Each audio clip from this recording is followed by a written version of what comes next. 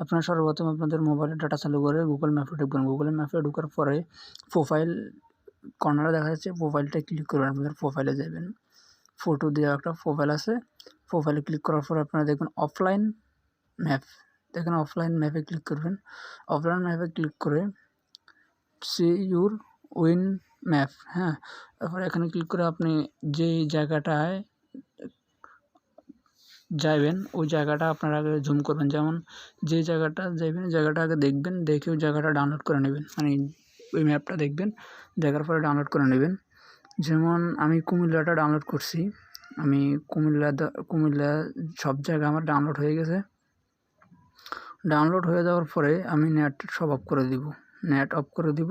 Of করে দেওয়ার পরে এখন আমি কই আছি আমার দেখেন, আপনারা দেখেন আমার কোনো ওয়াইফাই অফ করে দিছি, নেট অফ, মানে নেট অফ থাকা অবস্থাও গুগল ম্যাপ আমি যেটা চার্জ দিব ওইটা চলে আসবে, মানে যে জায়গাটা আমি লিখে দিব ওই জায়গাটা দেখাবে আমাকে ম্যাপে।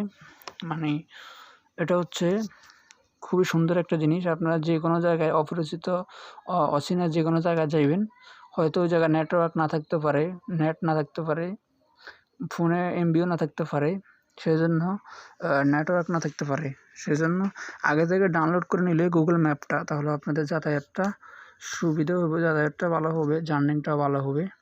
সেজন্য আপনারা চাইলে এই সিস্টেমে ডাউনলোড করে রাখতে পারেন। ডাউনলোড করে পরে যে কোনো সময় এটা দেখতে পারবেন, কিন্তু সেটা আবার 30 দিন পর আবার গুগল আপডেট নেয়, গুগল ম্যাপ আপডেট নেয়, 30 দিন পর থাকবে না। এই 30 দিন সমস্যা নাই, আপনারা যখন ইচ্ছা তখন ব্যবহার করতে পারবেন ডাউনলোড করে নিয়ে। যেমনটা দেখেন আমি ডাউনলোড করছি, আমারটা দেখাতেছে ফতুয়ার বাজার বিশ্ব রোড, এখন আমি আছি, যে আমার লোকেশন দেখাচ্ছে। আপনারা চাইলে আপনাদেরটাও করতে পারেন এই প্রসেসের মাধ্যমে। সুন্দর একটা প্রসেস, আমার কাছে এটা ভালো লাগছে, আপনারাও করতে পারেন চাইলে। সো ভালো লাগলে ভিডিওটা সাবস্ক্রাইব করেন, লাইক দিন, পাশে থাকুন। আসসালামু আলাইকুম।